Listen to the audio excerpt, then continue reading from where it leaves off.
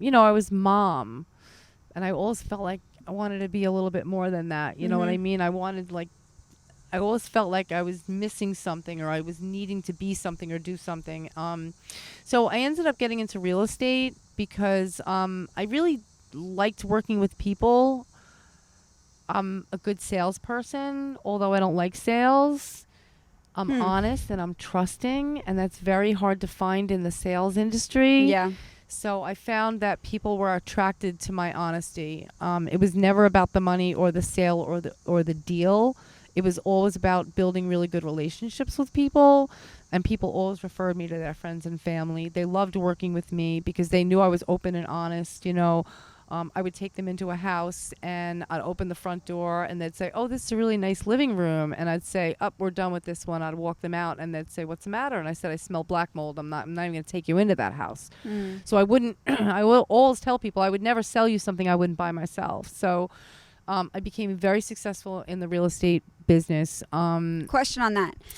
How can you be so honest and trustworthy, or I guess just really honest, when you are trying to make a deal, and maybe not every house is going to be the best? Like, I just feel like I always wonder about anyone in sales, like how you do build that relationship and be honest while also trying to sell something that's not always perfect. Right. Well, a person selling a house to a buyer only needs to show them 10 houses and let them pick a house that they like and sell it to them, and just assume that not everybody's going to like what I like. And maybe they like this house. And a lot of times I used to give my opinion and people that I didn't like the house, and people would buy that house. So I stopped giving my opinion, actually.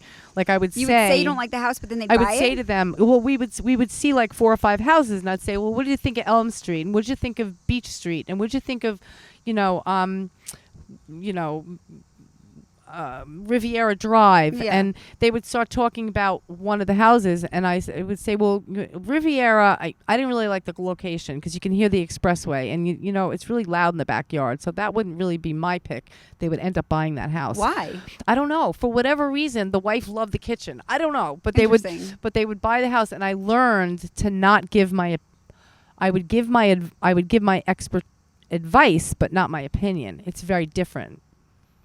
So what I would do is if they were trying to decide on 2 houses, and I would say to them, listen, before you want to make an offer on both those houses, let me run the comps in the area. Let me find out what you should be paying for it.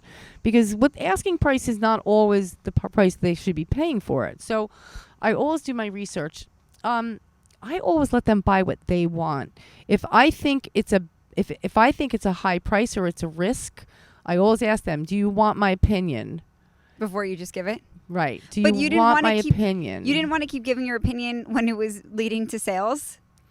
No, because then if they bought the house, then it would be like, oh, I told them that house was terrible and they bought it anyway. And I'm not going to tell the next guy the house is terrible because, people... I never push things on people. I never say, you should buy this house because it's got a great kitchen. I'll always give them the pluses and the minuses. Like I'll walk into a house and I'll say, it's a nice house, but those are not good cabinets. They don't have easy close. I said, the stainless steel appliances are like I'll say to them, most people don't know the difference between an $80,000 kitchen and a $10,000 kitchen. They walk in, they see stone countertops, stainless steel appliances, and white shaker cabinets, but they don't realize it's like a Home Depot special out of the box because they don't know any better. I'm going to tell you if this is a Home Depot kitchen or if this is a custom kitchen. Yeah. And people prefer me being honest with them, even though they might still buy that house. Yeah. I guess but I'm careful. Your answer was pretty much in my question. It's like you're just honest, and because you're honest, people appreciate it, and then that's what leads to success. Right, exactly. Like I tell people all the time, like I'll take a person into a house. It happens all the time.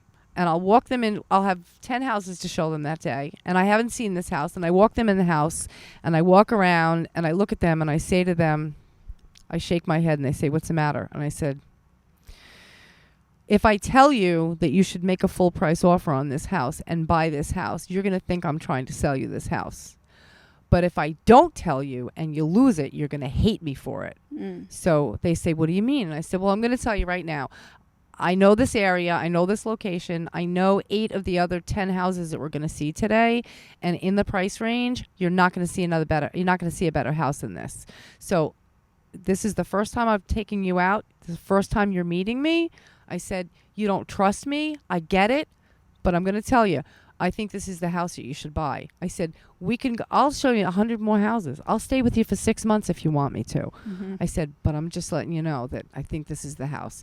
We'll go and see the rest of those houses. They'll put an offer on that house. Not because I told them to, but because they've seen the other 9 houses and they know. Yeah. They know. Yeah. And that was just you being honest that was your opinion. I've had people not buy that house and 3 months later say, oh my God, we should have bought that house. And I said, that's why I don't tell people that you should buy this house, because if it feels like I'm being a pushy salesperson, and I'm not. 1 out of every 100 I'll tell you should buy this house. Interesting. Hopefully it's somebody that knows me and trusts me already and not a first-time buyer that I'm just taking out. Yeah, because then they'll be skeptical. Correct. How long did it take you to feel like you could be good at your job? Was that innate, or did that come with time? Because I'm sure if I started to be a real estate agent right now, I don't think I would know that. It actually took 3 years for me to make the top 10 in my company. So, and that's Good very unusual. But I'm very driven. I don't like to fail. To me, I don't give up. I might not be the best at something, but I'll do the best I can to get to the point where I'm good at what I'm doing, instead of saying, I don't like this, I'm going to go do that. You know, like I'll finish a painting, even though I hate the painting.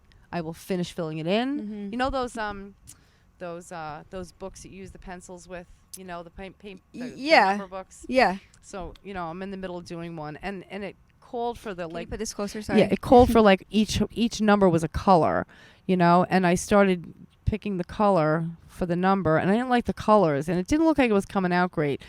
Most people would turn the page and go to the next one, but I had to finish it. So I'm a finisher. Yeah. It's just I finished it. You started, you got to finish it. Right. And it's funny because I had told my mom after 9 months of like the first 9 months of real estate trying to sell things, I can't do this anymore. I'm going to quit. And she says to me, you told me that when you were in the police academy and you stuck it out.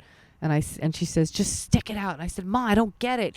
You know, if 9 deals fell apart, 9 buyers ended up buying houses from somebody else. She's like, well, then you're doing something wrong.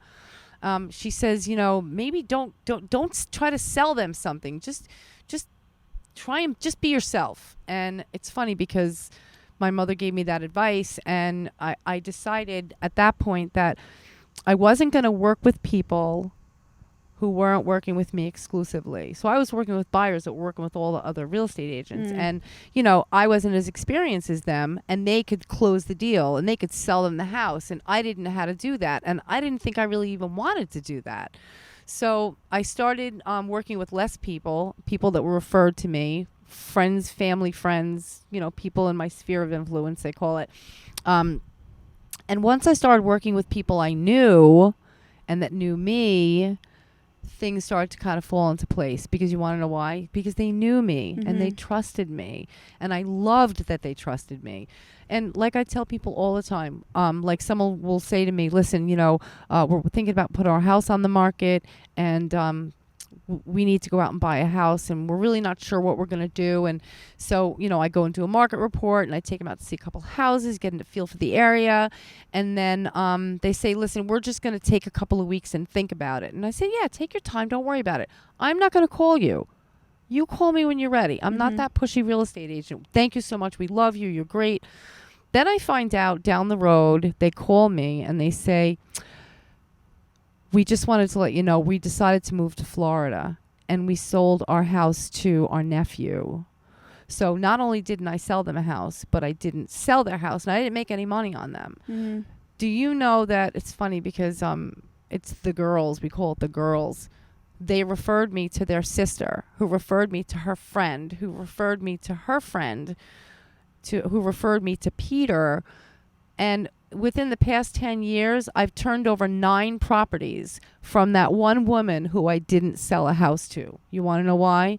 She felt comfortable with me. When her friends and family said, "Oh, we're looking for a house. Who are you working with? You got to call Lisa Jaeger." She was so good. That's how I make money, not by selling houses, but by building good relationships. So that's how my career took off. And I really feel like, and what's really funny is, like, I'm at, like, the height of my career now. Like, I never pick up the phone. I never send out a postcard. I never cold call or knock on doors. My phone is ringing off the hook, and I wish it wouldn't. Cool. I wish it wouldn't sometimes. It's really funny because, like, my mom passed away 3 weeks ago, but a couple of months ago, I'm like, "Ma, I think I'm going to retire."